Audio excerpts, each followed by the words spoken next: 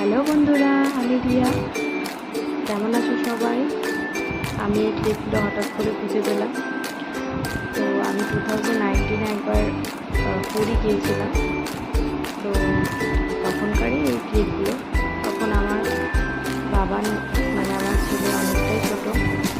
এখন সে অনেকটাই বড় হয়ে গেছে, প্রায় 6 ইয়ার এবং 1 ইয়ার ছিল। তো এখন আমার হাজব্যান্ড আরও খেলা করছে।